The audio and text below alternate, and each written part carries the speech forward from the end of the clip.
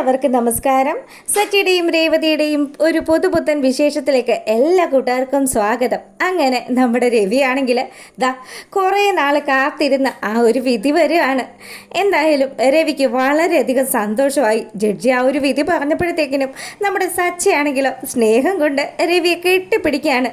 Judge സാറേ, നിങ്ങൾ പറഞ്ഞത് കറക്റ്റ് വിധി തന്നെയാണ്. ഇതുപോലെ തന്നെ പാവപ്പെട്ടവർക്ക് വേണ്ടി സാറ് പ്രവർത്തിക്കണമെന്നൊക്കെ പറഞ്ഞു ഇങ്ങനെ സംസാരിച്ചു കൊണ്ട് നിൽക്കുമ്പോഴാണെങ്കിലോ അച്ഛാ, ഇത് നമുക്കൊന്ന് ആഘോഷിക്കേണ്ടതെന്ന് സച്ചി ചോദിക്കുകയാണ്. എൻ്റെ മോനെ, നീ ഇതെന്തൊക്കെയായി കാണിക്കുന്നത്?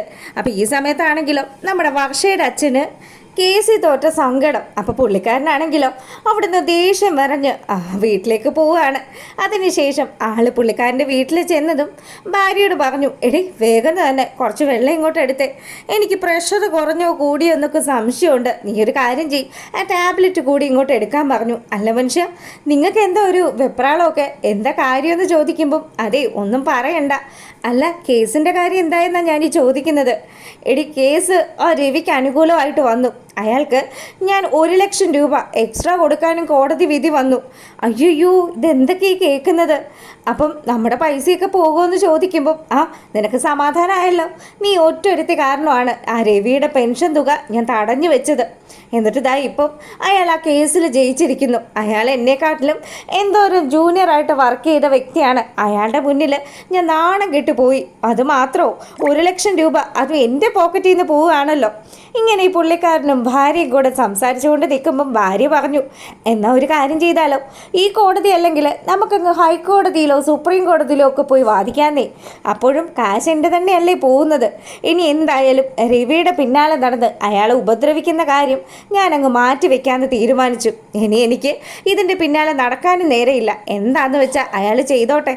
ഇപ്പോഴാകുമ്പോൾ 1,00,000 അല്ലേ പോയിട്ടുള്ളൂ. ഇനി എനിക്ക് പൈസ കളയാനൊന്നും പറ്റത്തില്ല എന്ന് പറഞ്ഞ് വർഷയുടെ അച്ഛൻ ഇങ്ങനെ സംസാരിക്കുകയാണ്. അങ്ങനെ ഇവർ വർത്തമാനം പറഞ്ഞുകൊണ്ട് നിൽക്കുമ്പോഴാണെങ്കിലോ നമ്മളെ കാണിക്കുന്നത് നമ്മുടെ ശ്രീകാന്തിനെയും വർഷയുമാണ്. അപ്പോൾ വർഷ പറഞ്ഞു, എൻ്റെ ശ്രീ, എനിക്ക് അത്യാവശ്യമാണ്, ഒന്ന് വീട്ടിൽ പോകണം, എൻ്റെ ഒപ്പം ഒന്ന് വരാമോ എന്ന് ചോദിക്കുക.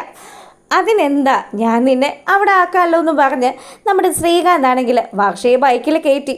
അങ്ങനെ രണ്ടുപേരും കൊച്ചു വർത്തമാനമൊക്കെ പറഞ്ഞ് ബൈക്കിൽ ഇങ്ങനെ വരികയാണ്. അപ്പോൾ ഈ സമയത്താണെങ്കിലോ വർഷയുടെ അച്ഛനും അമ്മയൊക്കെ കൂടി നിന്ന് ഇങ്ങനെ ഓരോ കാര്യങ്ങളൊക്കെ പറഞ്ഞുകൊണ്ട് നിൽക്കുകയാണല്ലോ. അവരുടെ മുന്നിലേക്കാണ് നമ്മുടെ ശ്രീകാന്തും വർഷയും വന്ന് ഇറങ്ങുന്നത്. അപ്പം വർഷ ഇത് ആരുടെ കൂടെയാണ് ഈ ബൈക്കിന് വരുന്നത്? അല്ല, ഈ പയ്യനുമായിട്ടല്ലേ അന്ന് വണ്ടിയിൽ പോകുന്നത് നമ്മൾ കണ്ടത്? ഇതെന്താണ് ഏട്ടാ? ഇനി നമ്മൾ വിചാരിക്കുന്ന പോലെ ഇവർ തമ്മിൽ എന്തെങ്കിലും ഒരു ബന്ധമുണ്ടോ എന്നൊക്കെ വർഷയുടെ അമ്മ ഇങ്ങനെ സംസാരിക്കുമ്പോൾ പുള്ളിക്കാരൻ പറഞ്ഞു, എടി നിൽക്ക്, ഇപ്പം എന്തായാലും മോളോടൊന്നും ചോദിക്കണ്ട, അല്ലേലേ എൻ്റെ സമാധാനമൊക്കെ നഷ്ടപ്പെട്ടിരിക്കുകയാണ്. എനിക്കൊന്നും ഒരു ഇത്തിരി കൂടെ മനസമാധാനം വേണമെന്നും പറഞ്ഞ് പുള്ളിക്കാരനാണെങ്കിലോ അവിടെ ഇങ്ങനെ ഇരിക്കുമ്പോഴത്തേക്കിനും വർഷ പറഞ്ഞു, അതെ ശ്രീ, എന്നെ ഈ വഴിയിൽ ഇറക്കി വിടാനാണോ നീ ഇങ്ങനെ കൊണ്ടുവന്നത്? ഒരു കാര്യം ചെയ്യ്, എൻ്റെ അച്ഛനും അമ്മയൊക്കെ വീട്ടിലുണ്ട്, അവരെ ഒന്ന് പരിചയപ്പെടുകയും ചെയ്യാം, ഒരു കപ്പ് കാപ്പിയും കുടിക്കാമെന്നും പറഞ്ഞ് നമ്മുടെ വർഷത ശ്രീകാന്തിനെ ക്ഷണിക്കുകയാണ്. അങ്ങനെ ഇവിടെ ഈ കാര്യങ്ങളൊക്കെ നടക്കുമ്പം നമ്മളെ കാണിക്കുന്നത് നമ്മുടെ സച്ചിയെയും അതുപോലെ തന്നെ രവിയെയും ഒക്കെയാണ്. രവിയോട് സച്ചി പറഞ്ഞു, അച്ഛാ, എനിക്ക് ഈ സന്തോഷം പറഞ്ഞറിയിക്കാനേ പറ്റുന്നില്ല. എന്തായാലും നമ്മൾ ആഗ്രഹിച്ചതുപോലെ തന്നെ അച്ഛൻ ആ കേസിൽ വിജയിച്ചല്ലോ. അതുമാത്രമല്ല, ആ വാസുദേവന് ഭയങ്കര അഹങ്കാരമായിരുന്നു. അയാളുടെ അഹങ്കാരം ഇന്നത്തോടു കൂടി തീർന്നില്ലേ?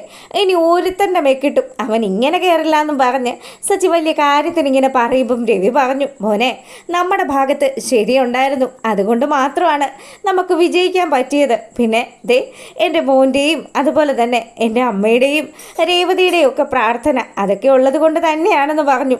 അച്ഛാ, ഞാൻ ഈ സന്തോഷമൊക്കെ ഒന്ന് രേവതിയെ വിളിച്ച് പറയട്ടെ എന്ന് പറഞ്ഞു. അങ്ങനെ സച്ചി വേഗം തന്നെ രേവതിയെ വിളിച്ചിട്ട് പറഞ്ഞു, അതേ രേവതി, നീ ഒരു കാര്യം ചെയ്യണം, ഇപ്പം തന്നെ ഒരു ആരതി അങ്ങ് ഒരുക്കി വെക്കാൻ പറഞ്ഞു.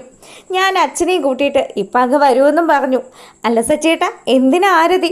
അതൊക്കെ ഞാൻ വന്നിട്ട് പറയാം, നിന്നോട് പറഞ്ഞ കാര്യം ചെയ്താൽ മതിയെന്നും പറഞ്ഞ് സച്ചി അങ്ങ് ഫോൺ വെച്ചു. പിന്നീടാണെങ്കിലോ നമ്മുടെ രേവതി ആരതിയൊക്കെ എടുത്ത് ഇങ്ങനെ തയ്യാറാക്കി വെക്കുമ്പോഴത്തേക്കിനും ചന്ദ്ര വന്നു. അല്ല, ഇതെന്താ സംഭവം? എന്തിനാ ഇപ്പം ആരതിയൊക്കെ എടുക്കുന്നത്? അതൊന്നും എനിക്കറിയില്ലമ്മേ. സച്ചേട്ടൻ എന്നെ വിളിച്ചിട്ട് പറഞ്ഞു, ആരതിയൊക്കെ ഒരുക്കി വെക്കാനായിട്ട്, അതുകൊണ്ടാണ് ഞാനത് ചെയ്യുന്നത് ചെയ്യുന്നതെന്ന് രേവതി ഇങ്ങനെ മറുപടി പറഞ്ഞു. പിന്നീടാണെങ്കിലോ നമ്മളെ കാണിക്കുന്നത് സച്ചിയാണെങ്കിൽ ഒരുപാട് സന്തോഷത്തോടു കൂടി രവിയും കൂട്ടിയിട്ട് വരികയാണ്. അപ്പം രവിയുടെ കഴുത്തിൽ ഒരു പൂമാലയൊക്കെ ഇട്ട് കൊടുത്തു. അപ്പം രവി പറഞ്ഞു, എൻ്റെ സച്ചി നീ എന്തൊക്കെ ഈ കാണിക്കുന്നത്? അച്ഛനല്ലേ ഈ വീട്ടിലെ ഏറ്റവും വലിയ ആള്. ദേ ഇതൊക്കെ ദൈവങ്ങൾക്ക് ഇടുന്നതല്ലേ, ഞങ്ങളുടെ ദൈവം അത് അച്ഛൻ തന്നെയാണെന്നും പറഞ്ഞ് സച്ചി ആ മാല രവിയുടെ കഴുത്തിൽ തന്നെ അണിയിച്ചു. അപ്പം രവിക്ക് വലിയ സന്തോഷമൊക്കെ ആയിട്ടോ. ചന്ദ്രയാണെങ്കിലോ ഇതെന്താ ഇപ്പോൾ ഈ ചെറുക്കനെ കാണിച്ചു കൂട്ടുന്നത്? അല്ല നിങ്ങൾക്കും വട്ടായോ? നിങ്ങളുടെ മകന് നേരത്തെ വട്ടാണല്ലോ. ആ രീതിയിലൊക്കെ ചന്ദ്രയും അവിടെ നിന്നിങ്ങനെ വർത്താനം പറയുമ്പോഴത്തേക്കിനും അതേ ഒരു സന്തോഷ വാർത്തയുണ്ട്. അതെ ചന്ദ്രമതി, ഞാൻ ആ കേസിലങ്ങ് വിജയിച്ചു. കേസിൽ വിജയിച്ചെന്നോ? ദൈവമേ, എനിക്കറിയില്ല ഞാനിത് എങ്ങനെയാണ് പറഞ്ഞറിയിക്കേണ്ടതെന്ന്.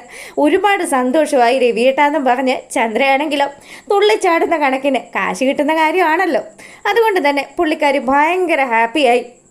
രേവതിയാണെങ്കിലോ അച്ഛനെ ആരതി ഒഴിഞ്ഞ് പുള്ളിക്കാരനൊരു കുറിയൊക്കെ തൊട്ട് കൊടുത്തു. അങ്ങനെ വളരെ സന്തോഷത്തോടു കൂടി ചന്ദ്രമതിയും രേവതിയും കൂടെ രവി അകത്തോട്ട് കയറ്റി. അപ്പം അത് അവിടെ വന്ന് ആ ഒരു സെറ്റിയിൽ ഇരിക്കുമ്പോഴാണെങ്കിലോ ശ്രുതിയും സുധിയും ഒക്കെ വന്നു. അല്ല ഇതെന്താ ഇവിടെ സംഭവം? അച്ഛൻ്റെ കഴുത്തിൽ എന്താ മാല കിടക്കുന്നത്? ഓ, ഇവർക്ക് കച്ചവടത്തിന് പോയിട്ട് വിൽക്കാതെ പറ്റിയ ആ ഒരു മാലയായിരിക്കും അല്ലേ അച്ഛൻ്റെ കഴുത്തിൽ കിടക്കുന്നത്. അല്ല അതെന്തിനാ ഇപ്പം അച്ഛൻ്റെ കഴുത്തിലിട്ട് തരുന്നത്? ശ്രുതിയുടെ ഈ മണ്ടൻ ചോദ്യങ്ങൾ നമ്മുടെ സച്ചി മറുപടി പറയാണ്. എടാ മണ്ട, അച്ഛൻ ഏറ്റവും വലിയൊരു കാര്യം വിജയിച്ചു വന്നിരിക്കുകയാണ്. അച്ഛൻ ആ കേസിൽ വിജയിച്ചടാ. അച്ഛൻ്റെ പെൻഷൻ തുക. അപ്പോഴാണ് സച്ചി ആ കാര്യം ആലോചിച്ചത്. അയ്യോ, ഇവൻ്റെ തള്ളയുടെയും കേക്ക് ഈ കാര്യമൊന്നും പറയാൻ പറ്റത്തില്ലല്ലോ. ഇനി അവരെങ്ങാനും നമ്മുടെ രവിയെ പറ്റിച്ച് വീണ്ടും ആ കാശ് അടിച്ചുകൊണ്ട് പോയാലോ എന്നുള്ളൊരു പേടി നമ്മുടെ സച്ചിക്കുണ്ട്.